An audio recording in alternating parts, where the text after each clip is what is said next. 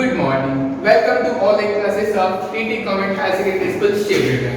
Today we are going to discuss about the chapter Lines and Angle of class 7. In this chapter we are discuss about what is lines, what is by angles, types of angle and types of line. Okay, first of all हम जान लेते हैं कि lines किसको कहते हैं. Line होता है उसके बोथ एंड पे क्या होता है, एरो होता है, उसको हम बोलते हैं क्या, लाइन. ठीक है, जिसके बोथ एंड्स पे पॉइंट होते हैं उसको हम क्या बोलते हैं, लाइन सेगमेंट. और जिसके एक साइड में एरो और एक साइड में पॉइंट है उसको हम बोलते हैं रिंग. ठीक है, आगे हम देख लेते हैं लाइंस के और टाइप्स. तो फर्स्ट ऑफ ऑल हम देख लेते हैं what mean by parallel lines. Parallel lines क्या होता है, जब दो लाइन आपस में अब बिटवीन तक क्या हो, इंटरसेक्ट ना हो. मतलब ये है कि मेरे पास दो लाइन आप इसको कितना भी बढ़ा लो आगे तक वो आपस में एक दूसरे क्या ना करे, इंटरसेक्ट ना करे, मतलब एक दूसरे कभी भी कट ना करे. उसको हम क्या बोलते हैं, parallel lines. The lines which are not intersect each other is called parallel lines. ठीक है, आगे उसके आगे हम पढ़ते हैं इंटरसेक्टिंग लाइन. इंटरसेक्टिंग लाइन क्या होता है, व्हेन टू लाइंस, एक लाइन है और दूसरा लाइन आपस में एक दूसरे क्या करते हैं, इंटरसेक्ट करते हैं, मतलब एक दूसरे को कट करते हैं, उसको हम बोलते हैं क्या, इंटरसेक्टिंग लाइन. आगे हम पढ़ते हैं परपेंडिकुलर लाइन. परपेंडिकुलर लाइन क्या होता है, when two lines form 90 degree angles. जब हम दो लाइन मिला के, हमारा दो लाइन है, एक लाइन ये और एक लाइन, दोनों जब एक साथ मिलते हैं तो हमारा क्या होता है, 90 डिग्री एंगल्स फॉर्म होते हैं. मतलब जब हम दो एंगल्स को मिलाते हैं, जब हम दो लाइन को मिलाते हैं तो हमारा जो एंगल फॉर्म होता है वो होता है कितना, 90 degree. Is called perpendicular line. Okay, perpendicular line.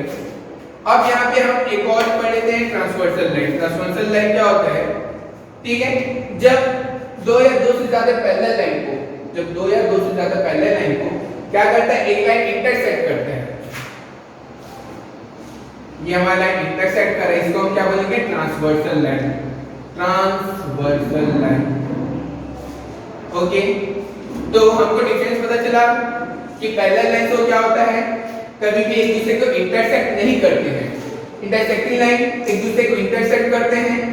ठीक है, परपेंडिकुलर लाइन एक दूसरे को इंटरसेक्ट करते हैं, पर जो एंगल फॉर्म होता है वो कितना होता है, 90 डिग्री का होता है. उसके बाद हमारा आता है ट्रांसवर्सल लाइन. जब हम तीन चार पैरेलल लाइन को किसी लाइन के द्वारा कट करते हैं उसको हम क्या बोलते हैं, ट्रांसवर्सल लाइन.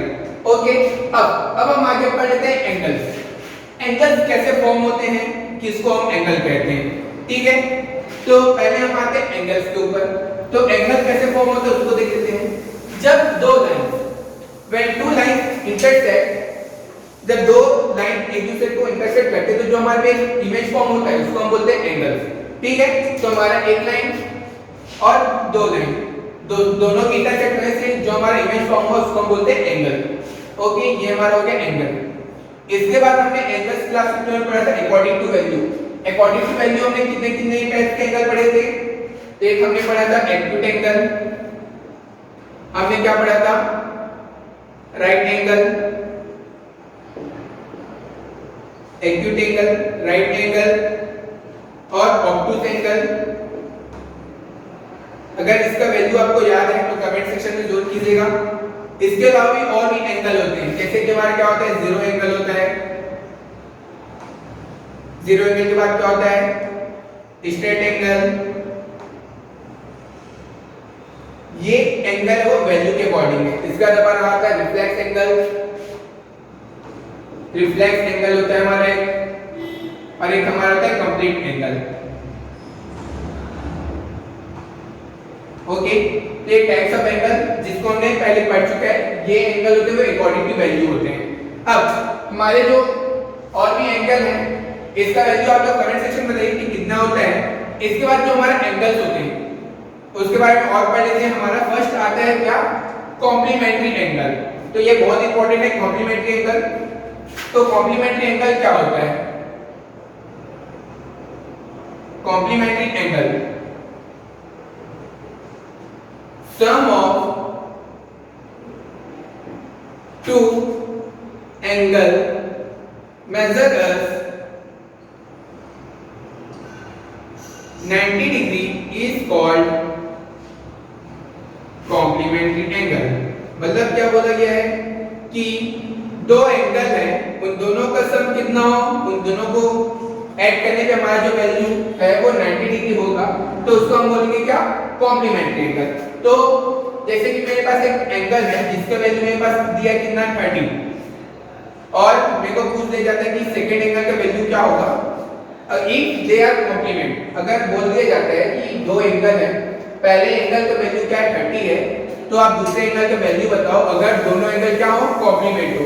कॉम्प्लीमेंट हो तो हम इसको कैसे सॉल्व करेंगे। अगर आपको पूछा जाता है complement equal to 90 minus given angle, तो अगर आपको दो एंगल दिया जाता है और एक एंगल का वैल्यू गिवन है और दूसरे एंगल का वैल्यू आपको फाइंड करने को बोल रहा है, तो आप क्या करेंगे, complement equal to 90 minus given angle means 90 minus 30 equal to 60 degree. मतलब हमारा जो सेकंड एंगल है इसका वैल्यू हमारा क्या निकला, 60 डिग्री। तो कॉम्प्लीमेंट्री एंगल समझ में आया क्या होता है। तो when the sum of two angle is equal to 90 degree is called complementary angle। Okay, आगे हम आते हैं what we by complementary angle, supplementary angle. So supplementary angle क्या होता है उसको देख लेते हैं। सप्लीमेंट्री एंगल में क्या होता है,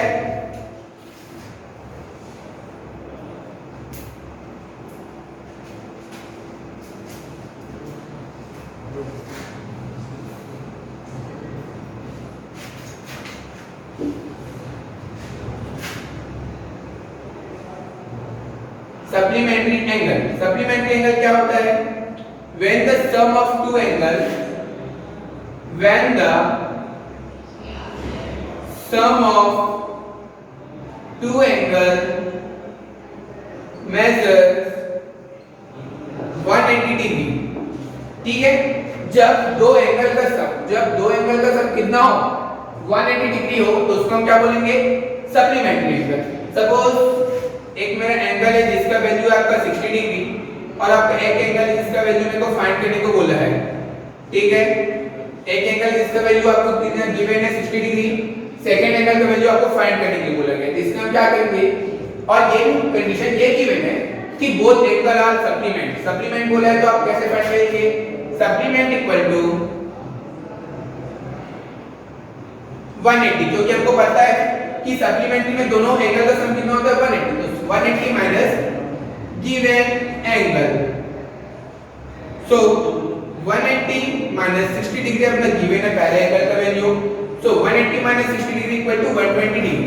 सो इसमें जो एक एंगल था जिसका वैल्यू आपको फाइंड करने को बोला था, उसका वैल्यू कितना आएगा, 120 डिग्री आएगा। कितना आएगा, 120 डिग्री। ओके, आगे हम देख लेते हैं कि what mean by adjacent angle. So adjacent angle समझिएगा, ये बहुत इंपॉर्टेंट है।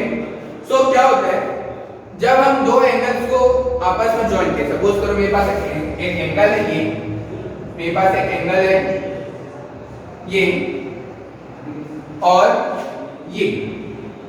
ठीक है, मेरे पास दो एंगल है।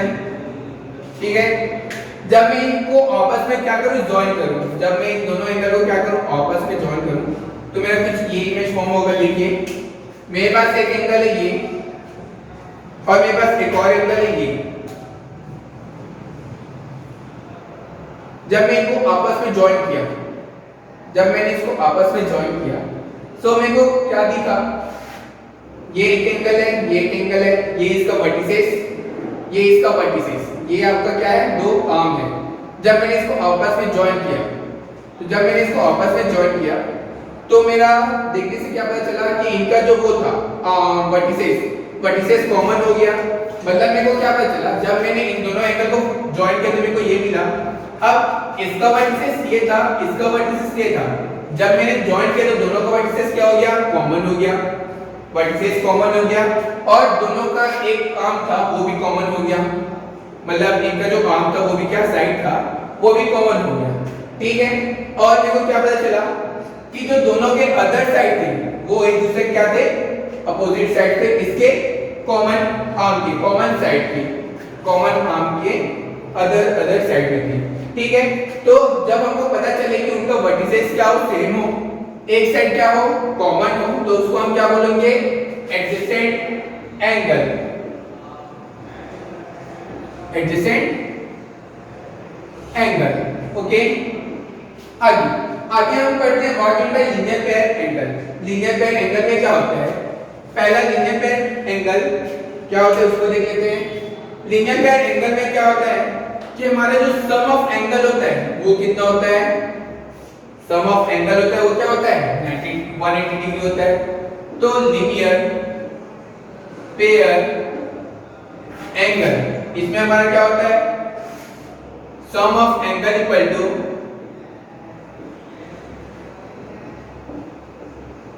180 डिग्री। ठीक है, बट हमने अभी ये भी पढ़ा था कि सप्लीमेंट्री में सम ऑफ टू एंगल भी क्या होता है 180 डिग्री है। तो हमने लीनियर पेयर एंगल को क्यों लाया, जब हमारे पास एक एंगल ऑलरेडी था। कौन सा एंगल ऑलरेडी था, सप्लीमेंट्री एंगल। तो सप्लीमेंट्री के होते हुए हमने लीनियर पेयर एंगल को क्यों लाया। तो लीनियर पेयर एंगल में क्या होता है, इसमें हमने बोला कि सम ऑफ एंगल होता है वो कितना होता है 180 डिग्री होता है। बट एक और कंडीशन ये है कि जो एक साइड है, अगर मैं दो एंगल को ज्वाइन करूं तो एक तो आर्म कॉमन आ गया, तो एडजेसेंट एंगल में एडजेसेंट एंगल जो है उसमें अगर मैं बोलूं ये तो हमारा कॉमन साइड है, कॉमन साइड के साथ जो हमारा जो अदर साइड बचा है वो एक दूसरे के क्या होते हैं, अपोजिट होते हैं। अपोजिट होते हैं मतलब स्ट्रेट लाइन फॉर्म होते हैं, हमारा क्या होता है स्ट्रेट लाइन फॉर्म होते हैं। ठीक है, तो अगर जो अनकॉमन साइड है, अगर मैं इस साइड में बोलूं कि जो अनकॉमन साइड है वो एक दूसरे के अपोजिट हो तो उसको हम क्या बोलेंगे, लीनियर पेयर एंगल। और इनका जो सम होता है वो कितना होता है 180 डिग्री। मतलब मैं बोल सकता हूं angle 1 plus angle 2 equal to 180 degree. दोनों में डिफरेंस ये है, ठीक है, दोनों डिफरेंस ये है कि हमारा जो लीनियर पेयर है उसमें जो अनकॉमन साइड है एडजेसेंट एंगल में जो हमारा अनकॉमन साइड होता है वो एक दूसरे क्या होते हैं, अपोजिट होते हैं। मतलब ये दोनों मिलके एक स्ट्रेट लाइन फॉर्म करते हैं। ओके, आगे हमारा क्या है, vertically opposite angle. What mean by vertically opposite angle. So vertically opposite angle कैसे हम फाइंड करते हैं वो देख लेते हैं। सपोज दो लाइन थे, उनको हमने जब इंटरसेक्ट किया, दो लाइन थे जब हमने उसको इंटरसेक्ट किया तो हमको और एंगल फॉर्म हुए, ये 1, ये 2, ये एंगल 3 और ये एंगल 4। जब मैंने क्या किया, दो लाइन को इंटरसेक्ट किया तो हमको क्या मिला, 4 एंगल्स मिले, एंगल 1, एंगल 2, एंगल 3 और एंगल 4। जब मैंने इसको मेजर किया तो मेरे को पता चला कि जो एंगल 1 का वैल्यू था वो एंगल 3 के इक्वल था।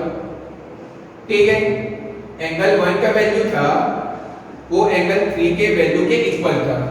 ठीक है, मतलब मैं बोल सकता हूं कि एंगल 1 और एंगल 3, अगर आप पिक्चर में देखते हैं तो एंगल 1 का 3, अब मतलब एंगल 1 का अपोजिट क्या दिख रहा है, एंगल 3। मतलब मैं ये बोल सकता हूं अगर अपोजिट का वैल्यू सेम है, ठीक है, यहां पे आपको दिख रहा है कि एंगल 1 का अपोजिट क्या है, एंगल 3, और दोनों का वैल्यू सेम है, इसलिए हम इसको बोलते हैं vertically opposite angle. Vertically opposite angle में क्या होता है, अपोजिट साइड का वैल्यू क्या होता है, सेम होता है। वर्टिकली अपोजिट एंगल में क्या होता है, अपोजिट एंगल का वैल्यू क्या होता है, सेम होता है। वैसे ही ठीक एंगल 2 और एंगल 4 का वैल्यू भी क्या होगा, सेम होगा। किसके थ्रू होगा, vertically opposite angle. Vertically opposite angle के थ्रू देख लीजिए, 2 का अपोजिट क्या दिख रहा है आपको, एंगल 4। ठीक है, तो एंगल 2 का वैल्यू एंगल 4 के इक्वल होगा और एंगल 1 का वैल्यू एंगल 3 के इक्वल होगा। इसके थ्रू होगा आपके वर्टिकली अपोजिट एंगल के थ्रू। ओके, यहाँ पे हमने ट्रांसवर्सल लाइन भी पढ़ लिया है। ट्रांसवर्सल के बारे में और फर्दर हम नेक्स्ट क्लास में डिस्कस करेंगे। ओके, तो आज के इतना ही। थैंक यू सो मच, मिलते हैं हम नेक्स्ट क्लास में।